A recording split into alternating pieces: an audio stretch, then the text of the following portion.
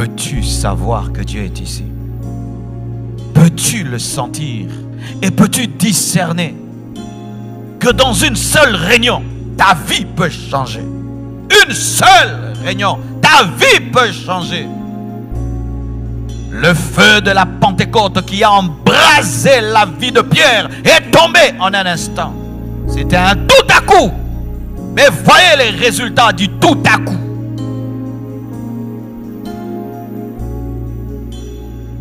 Voyez le résultat de ce tout à coup. Ils avaient soif, ils avaient soif, ils avaient soif. Et tout d'un coup, le feu est tombé sur eux. Et plus jamais ils n'ont été les mêmes. Mes frères, nous sommes en train de parler du réveil de Boston. Et vous savez à quel point la franc-maçonnerie est présente dans cette ville. Comment pensez-vous que vous pouvez influencer cette nation sans être embrasé par le feu du Saint-Esprit? C'est impossible. Jésus n'a pas envoyé des religieux gagner les extrémités de la terre. Il a envoyé des hommes embrasés, des hommes enflammés, des hommes revêtus de puissance. Mais ces hommes avaient payé le prix de la chambre haute. Ils avaient payé le prix de la chambre haute. J'aimerais un peu te parler de la chambre haute. Des fois que vous nous voyez ici, c'est beau, il y a des lumières. Mais si je te raconte mes journées, si je te racontais mes journées, si je te raconte ma vie, je passe ma vie dans une chambre. Boston, je n'ai pas le temps de voir. Je verrai Boston lundi et mardi. Et peut-être même pas s'il y a trop de gens pour qui je dois prier. Je vis dans une chambre et je prêche dans une chambre. Je prêche dans une chambre. Le prix à payer.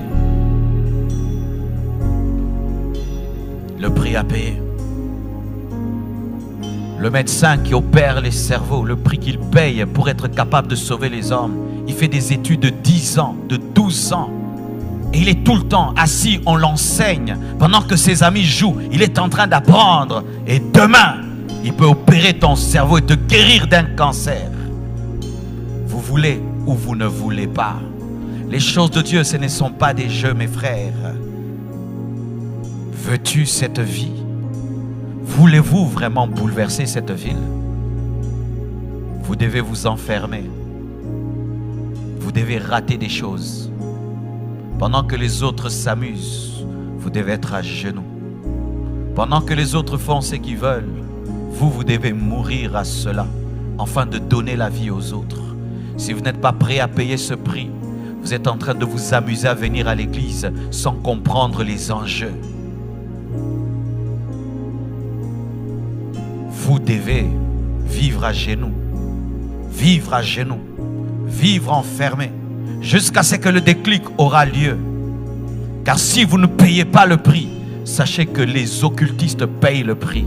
Certains ont offert leurs femmes, ont offert leurs enfants pour que Satan vienne régner dans la ville. Ils ont donné ce qu'ils avaient de précieux. Ils ont accepté que tous leurs enfants meurent. Ils ont fait des sacrifices humains. Ils ont donné de leur sang. Certains devaient vivre jusqu'à 70 ans. Ont accepté de mourir à 30 ans pour que seulement Satan passe par eux. Ils ont fait des sacrifices donnant leur vie. Certains ont fait des pactes avec le diable.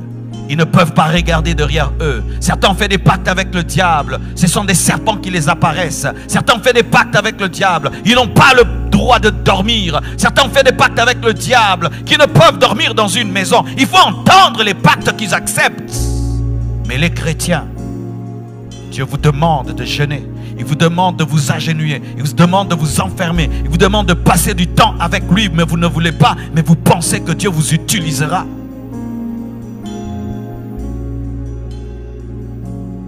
C'est pourquoi chaque fois que quelqu'un me dit « Je veux ton onction », je ne crois plus en cela. Tu ne peux pas avoir l'onction d'un homme de Dieu. Je vais t'aider à avoir ton onction. Parce que si tu dois avoir mon onction, tu dois avoir mon histoire.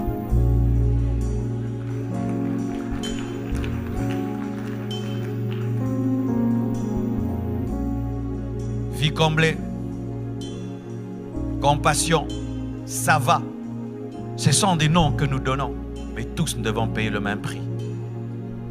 Vous voulez cette ville?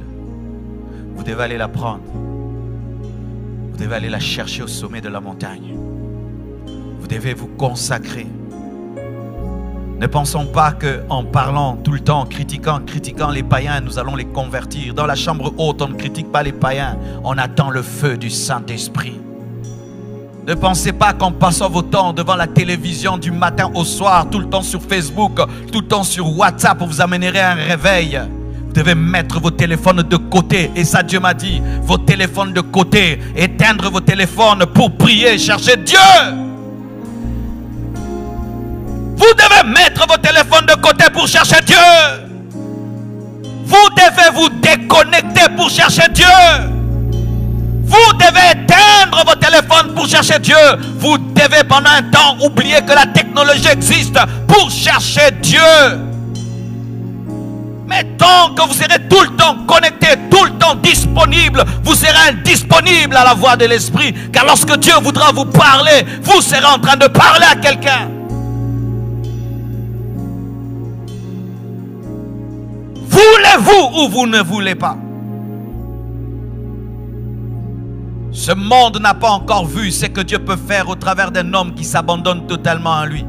Le monde n'a pas encore vu ce que Dieu peut faire au travers d'un homme qui s'abandonne totalement à lui.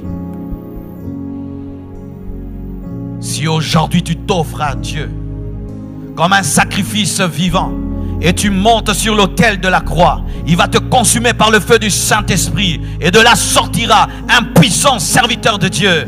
Oh mes frères et sœurs, prenez au sérieux ce que je dis. Je suis venu dans des réunions comme ceci. J'étais un enfant et pendant que le prédicateur prêchait, il y avait des adultes dans la salle. Et l'Esprit de Dieu me disait, il te parle à toi. Je disais, moi, mais il y a tellement de gens plus intelligents, plus capables que tu peux utiliser. Dieu me disait, c'est à toi que je parle. Et si pendant que je parle, tu entends l'Esprit te dire que c'est toi, il s'agit de toi.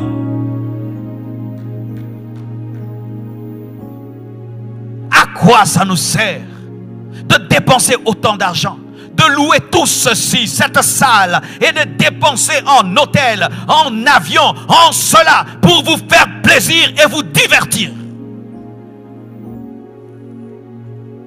Et vous divertir.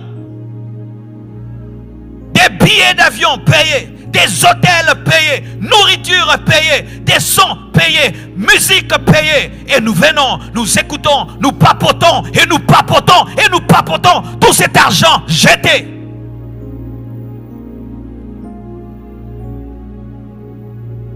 Si cette conférence n'engendre pas, ne fût-ce qu'un homme embrasé, nous avons échoué.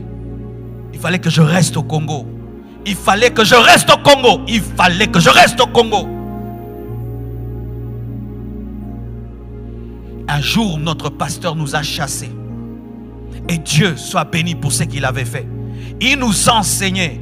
Et nous, on trouvait que c'était normal qu'il puisse nous enseigner et nous enseigner.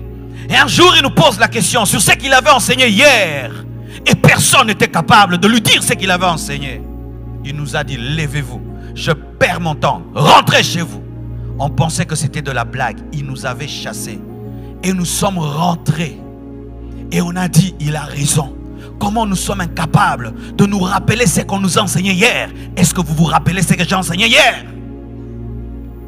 Est-ce que vous vous rappelez ce que j'ai enseigné le premier jour? Est-ce que vous vous rappelez ce que le pasteur Samuel a enseigné? Ce que le pasteur Grégory a enseigné? Tous ces temps passés dans la prière. Est-ce que vous vous rappelez de cela? Et il nous a chassés. Et quand nous sommes rentrés, on a fait une réunion, on a dit, c'est vrai, nous ne prenons pas au sérieux notre formation. Désormais, nous changeons. Nous sommes allés le voir, nous lui avons dit, pasteur, tu as raison. Nous sommes des aventuriers. Mais aujourd'hui, nous te promettons, nous prendrons au sérieux notre formation. Nous sommes revenus à ses pieds. Et nous sommes devenus ce que nous sommes devenus aujourd'hui. Parce qu'on avait pris au sérieux. Pourquoi es-tu ici? Parce que tout Boston est là? Parce que tes amis sont là? Parce que tu es obligé d'être là? Ou parce que tu as une rage? Tu as une rage, une soif, une insatisfaction, un désir ardent que rien ne peut satisfaire. Aucune maison, aucune voiture, aucune relation, rien que Dieu.